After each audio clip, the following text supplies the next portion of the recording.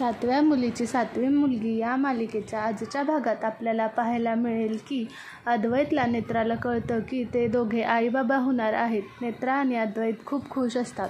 ते डॉक्टरांकडे जात असतात तेव्हा त्यांच्या गाडीपुढे विचित्र घटना घडतात. त्यांची गाडी एका झाडाला जाऊन थडकणार असते तेव्हा नेत्राला असं कळतं की आपल्यावरचं अजूनसुद्धा विरोधकाचं सावट गेलेलं नाही आणि विरोधक तर अमर आहे, त्यामुळे तो आपल्याला त्रास देत राहणार. त्यानंतर ते दोघं डॉक्टरांची चौकशी करून घरी येतात तेव्हा त्यांना कन्फर्म होतं की नेत्रा आई होणार आहे. डॉक्टर नेत्राला काळजी घ्यायला सांगतात. त्यामुळे अद्वैत जाऊन घरी काकूंना, फाल्गुनीला आणि तेजसला जाऊन सांगतात की वहिनी आई होणार आहे. त्यानंतर ती नेत्रा आई होणार आहे तेव्हा काकू खूप खुश होतात आणि अद्वैत म्हणतो की नेत्रा आई होणार आहे हे फक्त आपल्यातच राहिलेलं पाहिजे. हे आपल्या तिघांना चौघांना सोडून कोणालाही कळता कामा नये, कारण विरोधक तिला त्रास द्यायचा प्रयत्न करणार आहे.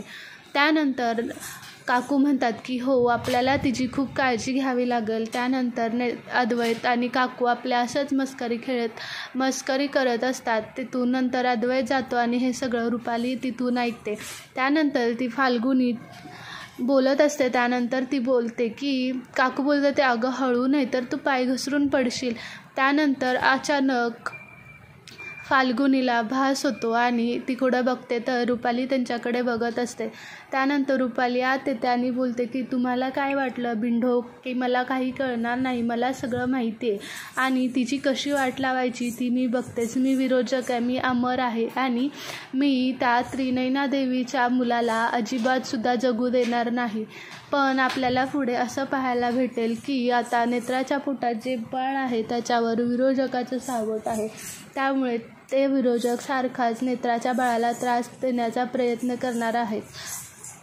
रुपाली खूप खुश होते आणि विचार करते आता तर तू बघच, तुझा मी कशी वाट लावते आणि तुला काय वाटलं मी काही करणार नाही, आता तर तू फक्त बघतच मी काय करते ते. तुला काय वाटलं इतक्या सहजासहजी सगळं संपेल, आता तर खरा डाव चालू झाला आहे. त्यानंतर ती विरोधकाची आराधना करते आणि विरोधकाला प्रसन्न करते. त्यानंतर विरोधकाला ती रुपाली सांगते की नेत्रा आई होणार आहे आणि आपल्याला लवकरात लवकर काहीतरी केलं पाहिजे. त्यानंतर विरोधक तिला एक शक्ती देऊन जातो आणि यानंतर रुपाली खूपच शक्तिशाली होणार आहे आणि तिचा आता प्रभाव पहिल्यापेक्षा भयानक बघायला भेटणार आहे.